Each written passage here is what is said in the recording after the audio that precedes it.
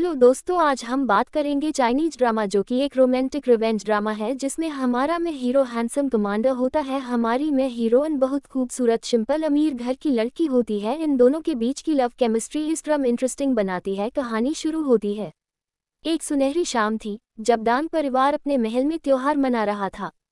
चारों तरफ संगीत, हंसी और रौनक थी। दान टिंगयाओ, परिवार की सबसे छोटी और प्यारी बेटी, झील के किनारे खड़ी चांद को निहार रही थी। तभी उसकी बड़ी बहन उसके पास आई और हंसते हुए बोली, जब तुम शादी करोगी क्या तब भी चांद से इतना प्यार करोगी? टिंगयाओ मुस्कुरा दी, पर उसे क्या पता था कि ये उसकी जिंदगी की आखिरी मुस्कान होगी। आज की रात उसकी जिंदगी हमेशा के लिए बदलने वाली थी। आधी रात के बाद महल के बाहर घोड़ों की टापें सुनाई दी। सैनिकों का एक दल अंदर घुसा, चेहरों पर नकाब, आंखों में मौत। अचानक चारों ओर चीखें गूंजने लगी। दान परिवार के हर सदस्य को बेरहमी से मारा गया।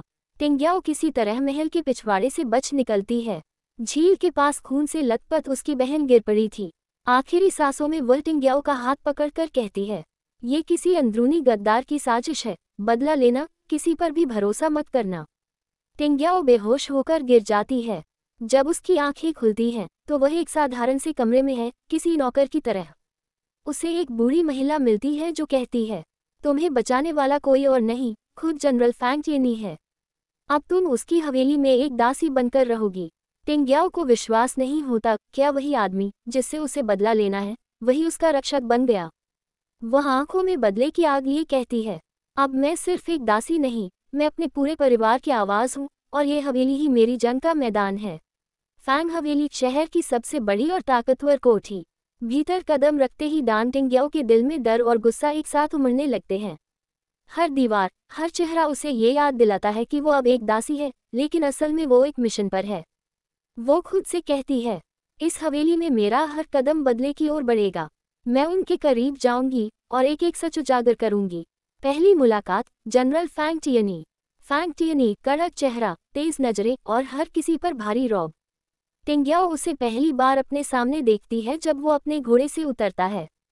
पूरा स्टाफ झुककर सलाम करता है।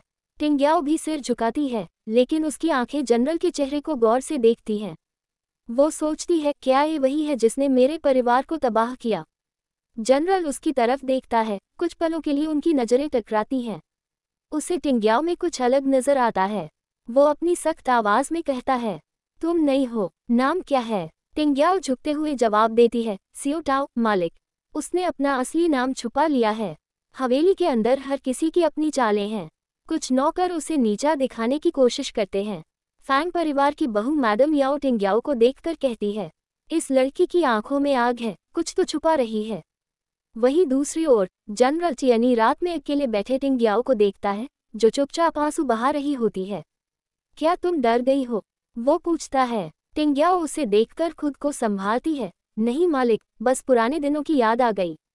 टियनी उसकी मजबूरी को समझता है, या शायद पहली बार किसी दासी की आंखों में दिल देखता है।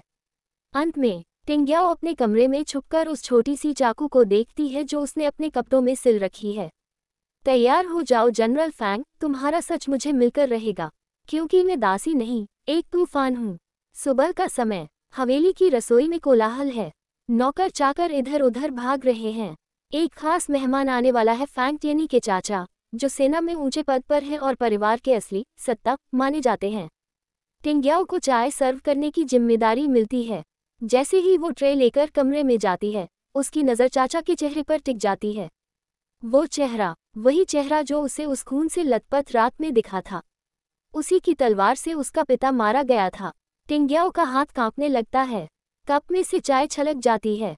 बेअक्ल लड़की, चाचा चिल्लाता है, लेकिन जनरल फैंग बीच में बोल उठता है, ये सिर्फ एक दासी है, जाने दीजिए, गलती इंसानी फितरत है।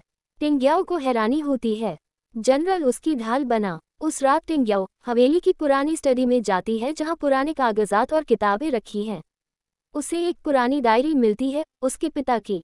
डायरी के पन्नों में छुपे हैं कई गुप्त नोट्स और नाम, और एक नाम पढ़ते ही उसकी सांसें थम जाती हैं। फैंग चाचा जी विश्वासघात। अब उसे यकीन हो जाता है कि जनरल फैंग नहीं, उसके चाचा ही असली गुनहगार हैं। लेकिन उसे अभी सबूत चाहिए। टियनी और टिंगयाओ का टकराव। अगली सुबह जनरल फैंग उसे अकेले बाग में बुलाता है। तुम कौन हो? टिंगयाओ। टिंग्याओ घबरा जाती है। आपने मेरा असली नाम कैसे जाना? फैंग चेनी कहता है, तुम्हारी आंखें तुम्हारी पहचान छुपा नहीं सकी। मैंने तुम्हारी बहन को देखा था उस रात, तुम उसी की जैसी दिखती हो। टिंग्याओ की आंखों से आंसू बह निकलते हैं। तो आपने सब देखा था, फिर रोका क्यों नहीं? फैंग चेनी, क्योंकि मैं उस वक्त तक बहुत कुछ नहीं जानता था, लेकिन अब जान गया हूँ, और अगर सच में तुम्हारे परिवार पर जुल्म हुआ है तो मैं तुम्हारे साथ हूँ। टिंग्याओ के मन में सवाल है, क्या जनरल वाकई उसका साथ देगा, या ये सब एक जाल है? वो सोचती है, अगर मुझे दुश्मन को हराना है तो शेर के पास रहना ही होगा, चाहे डर लगे या दिल लगे। रात का अंधेरा था, हवेली के गलियारे सुनसान थे, लेकिन टिंग्याओ के मन में तूफान था। वो जान चुकी थी कि उसके परिवार की तबाही के पीछे फैंग चाचा का हाथ था, लेकिन बिना सबूत के वो कुछ नहीं कर सकती थी। अगर मुझे न्याय चाहिए तो मुझे इस हवेली के गहरे राज तक पहुंचना होगा, टिंग्याओ खुद से कहती है। टिंग्याओ स्टडी रूम में दोबारा जाती है, जहां उसे अपने पिता की डायरी मिली थी। इस बार वो किताबों की अलमारी को ध्यान से देखती है। एक कोना थोड़ा सा उखड़ा हुआ लगता है। जैसे ही वो उसे दबाती है, अलमारी हिलती है और एक गुप्त दरवाज़ा खुल जाता है। वो अंदर जाती है। सीढ़ियाँ अंधेरे में नीचे जा रही थीं। जैसे ही वो एक कमरे में पहुंचती है, उसे कई बंद दस्तावेज और पुराने हथियार दिखाई देते हैं। लेकिन तभी किसी की आहट सुनाई देती है। टिंग्याओ जल्दी से एक कोने में छिप जाती है। फैंग चेनी का रहस्य। कमरे में कदमों की आवाज़ और मशाल की रोशनी फैलती है। फैंग चेनी अंदर आता है। उसके हाथ में एक पुराना पत्र है। वो उसे ध्यान से पढ़ रहा है। टिंग्याओ उसकी आंखों में देखती है। वो गुस्से में था, लेकिन उसके चेहरे पर भी दर्द था। तभी अचानक वो कहता है, बहुत हो गया छुपने का खेल, टिंग्याओ बाहर आओ। टिंग्याओ चौंक जाती है। वो धीरे धीरे परछाई से बाहर आती है। तुम यहाँ क्या कर रही हो? फैंग चेनी गंभीर स्वर में पूछता है। टिंग्याओ पलटकर सवाल करती है, और आप यहाँ क्या कर रहे हैं, जनरल? कुछ देर के लिए दोनों एक दूसरे को घूरते रहते हैं। फिर टियनी लंबी सांस लेकर कहता है, मैं सच जानना चाहता हूँ।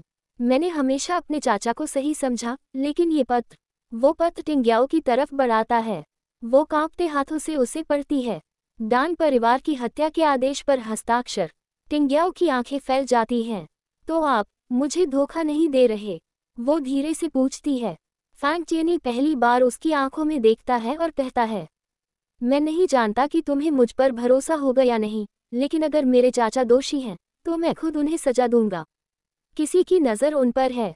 दोनों का गठबंधन अभी मजबूत हो ही रहा था कि अचानक एक परछाई सुरंग के कोने में हिलती है। कोई उनकी बातें सुन रहा था। फैंग चेनी तुरंत तलवार निकालता है और टिंग्याओ तेजी से उस दिशा में दौड़ती है। लेकिन जब तक वे वहां पहुंचते, जासूस गायब हो चुका था। टिंग्याओ घबराती है। अगर हवेली में किसी को पता चला कि हम सच्चाई तलाश रहे हैं तो हम मारे जा सकते हैं। फैंग चेनी उसकी ओर देखता है और पहली बार हल्की मुस्कान लाता है। तो फिर हमें चालाक बनना होगा।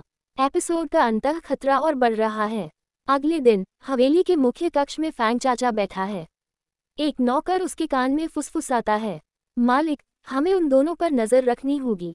फैंग चाचा की आंखों में क्रूर चमक आ जाती है। अगर ये दोनों ज्यादा खोजबीन करें तो हमें एक और हत्या करनी होगी। रात का अंधेरा था। हवेली के गलियारे सुनसान थे, लेकिन टिंग्याओ के मन में तूफान था। वो जान चुकी थी कि उसके परिवार की तबाही के पीछे फैंग चाचा का हाथ था।